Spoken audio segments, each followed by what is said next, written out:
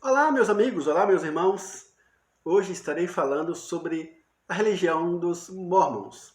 Você já deve ter encontrado dois missionários aí na rua evangelizando, talvez já foi à sua casa, talvez até já conversou com vocês.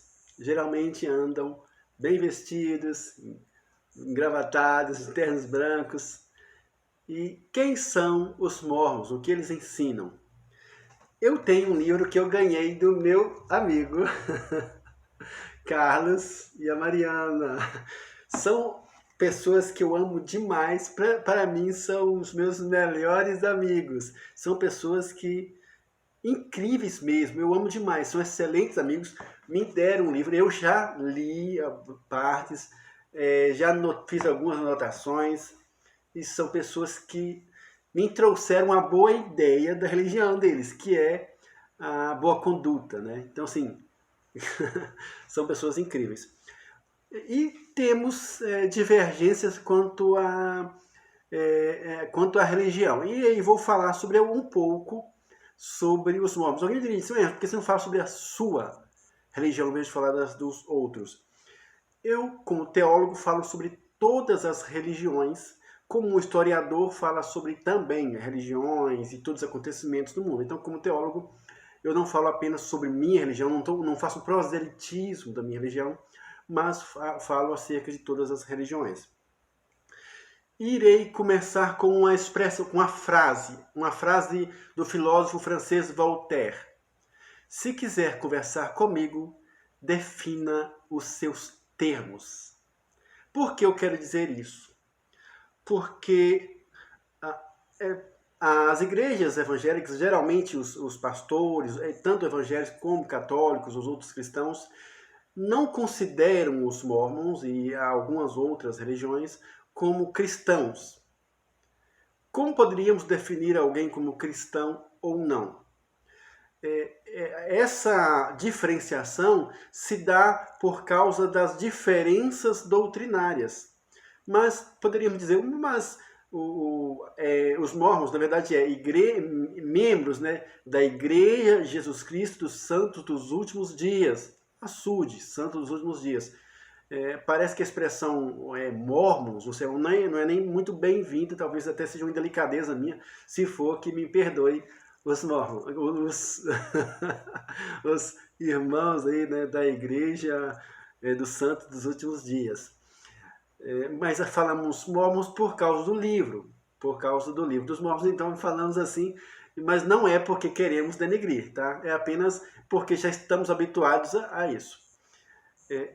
Definir termos. Vamos definir, então, os membros, a religião de Jesus Cristo dos últimos dias, não ensinam sobre Deus, Espírito Santo, Evangelho, salvação, não são as mesmas coisas. Então, eles são cristãos também, não é? Os teólogos, com base na doutrina histórica, né, eles alegam, na verdade, o seguinte: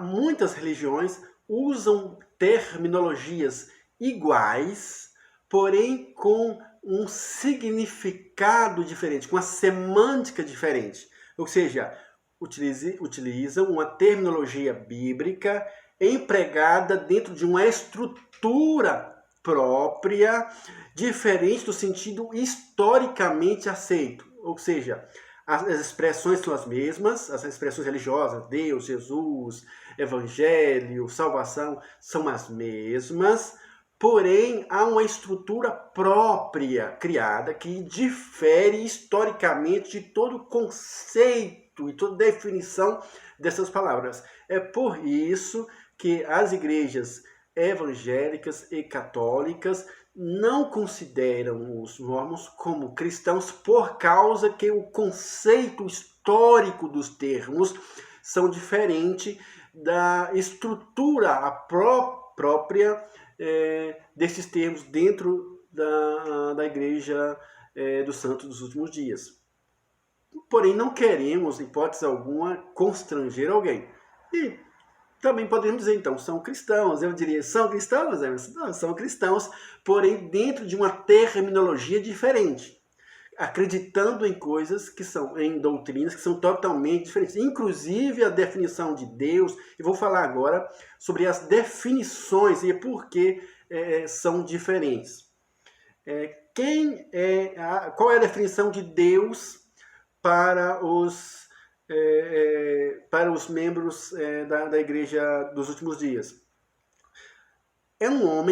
Deus é um homem glorificado e perfeito, uma personagem de carne e ossos, tangível, sujeito à evolução, sujeito a aperfeiçoamento. Ele foi homem em outro planeta, ou seja, Deus foi um homem em outro planeta antes de ser Deus. Ou seja, antes de ser Deus, ele foi um homem em outro planeta. A visão cristã histórica é diferente, acredita em um Deus imutável. Deus não tem variação ou sombra de mudança alguma. Ele sempre foi onipotente, onisciente, onipresente, não há nenhuma variação. Ele não pode melhorar, ele não pode aperfeiçoar, ele não pode evoluir. Então, para termos ideia, não é o mesmo Deus.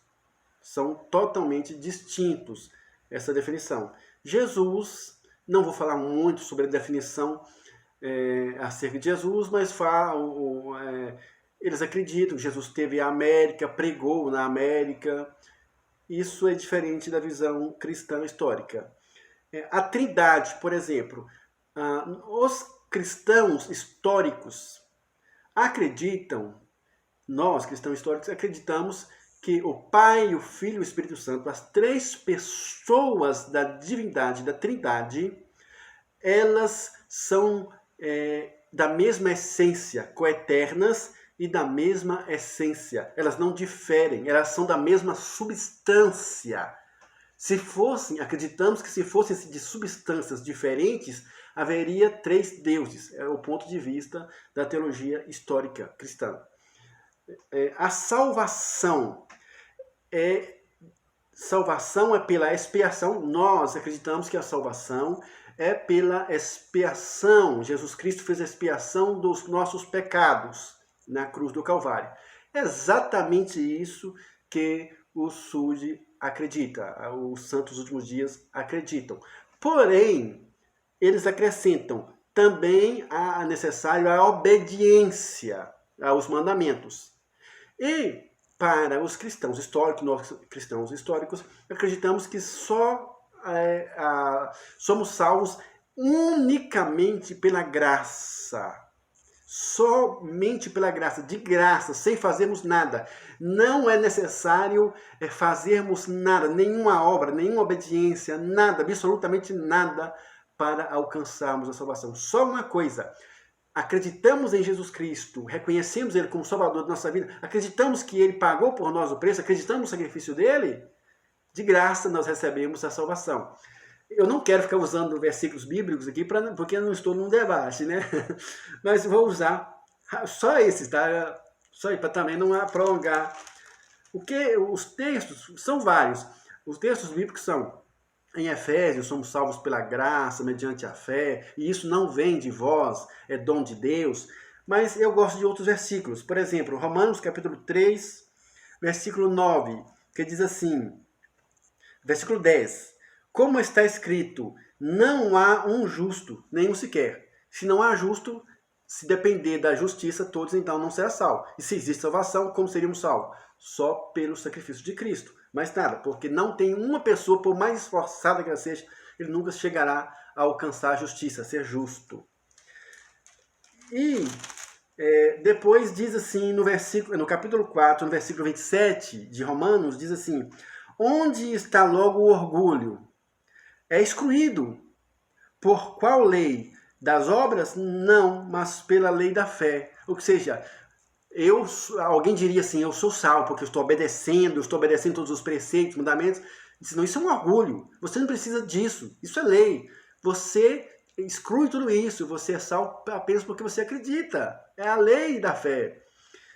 Concluímos, pois, no versículo 28, que o homem é justificado pela fé sem as obras da lei. Ou seja, excluindo qualquer qualquer obediência, excluindo qualquer necessidade de obedecer qualquer princípio. O homem é salvo somente pela fé, excluindo sem as obras da lei.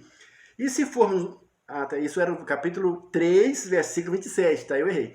No capítulo 4, no versículo 4, diz assim: ora, aquele que faz qualquer obra, não lhe é imputado o galardão segundo a graça, mas segundo a dívida.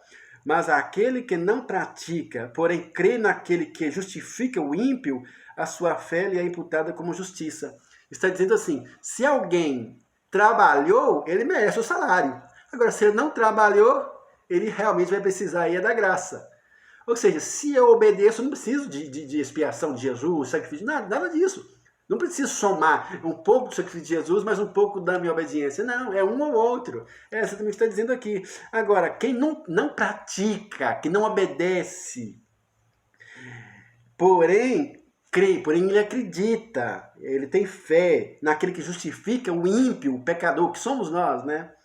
A sua fé lhe é atribuída com justiça. Ou seja, você não tem obra, não tem fé, não obedece nada, mas acredita. Então, a sua fé lhe é atribuída como justiça.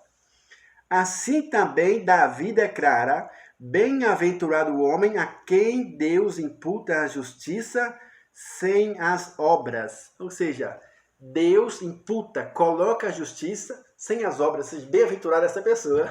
Somos bem-aventurados, porque somos salvos porque acreditamos em Deus. Emerson, então quer dizer que o salvo, né, ele pode fazer qualquer coisa, ele pode matar, roubar. Não é isso. Não é que ele pode fazer. Nós não devemos errar. Porém, nós não fazemos as coisas para sermos salvos. É porque somos salvos, Deus vai trabalhando em nossa vida, em um processo de regeneração, o Espírito Santo vai trabalhando em nossa vida e a gente vai tendo atitudes diferentes. Mas não é para ser salvo não, tá? Porque se for para ser salvo, a gente nunca ia alcançar, porque nunca vamos chegar nesse patamar de dizer, não, agora eu estou obedecendo direitinho e você só. Nunca. Sempre vamos pisar na bola e falharmos mesmo. Então há essa diferença também quanto à salvação. O que e também o homem, segundo a doutrina da SUD, nos Santos Últimos Dias, um dia será Deus. Eu não tenho certeza sobre se é Deus com D maiúsculo ou minúsculo, porque há essa diferença, né? Porque D com Deus maiúsculo referindo a divindade, Pai, Filho e Espírito Santo, D com Deus minúsculo, talvez referindo a um semideus, algo assim. Então eu não tenho a certeza se, segundo a doutrina deles, o homem será um semideus, um Deus com Deus minúsculo, ou de fato será um Deus mesmo. Mas realmente, segundo a doutrina da SUD, o homem será Deus. Assim como Deus um dia foi homem. Interessante, né? Eu acho que é bom a gente respeitar as crenças diferentes. A Bíblia, qual o significado, por exemplo, o termo Bíblia, o que significa para o SUD? É um livro básico, tem erros e é incompleto. Para os cristãos, historicamente, a Bíblia é perfeita palavra de Deus, não contém erros e não contém erros no sentido teológico, né? Não no sentido de grafia, no sentido teológico, e ela é completa. Ela está totalmente finalizada e completa. A palavra de Deus, o que é a palavra de Deus para os cristãos históricos? É a Bíblia, Gênesis e Apocalipse. Para os Santos Últimos Dias, é a Bíblia, é o livro dos Mormons, um livro bonito, né? Uma história interessante, a Pérola de Grande Valor, Doutrinas e Convênios. E também existem outros deuses fora da divindade. Aí já outros deuses, com D minúsculo, talvez semideus, algo assim. Eu não compreendi muito bem ainda sobre isso. Eu vou conversar depois com os adeptos, os membros da SUD, para saber sobre isso. Serão deuses mesmo, com D maiúsculo, Deus ou semideus, algo assim. Mas segundo a doutrina, os homens um dia serão deuses, assim como existem uma deusa que é a esposa de Deus. São doutrinas, por essas diferenças que os cristãos históricos alguns, não vou dizer todos, alguns cristãos históricos não chamam os membros da Igreja dos Santos Últimos Dias como cristãos. Mas podemos dizer assim, são cristãos, porém dentro de uma terminologia, ou seja, usando uma terminologia dentro de uma estrutura diferente. Deus abençoe vocês, um grande abraço e tudo de bom.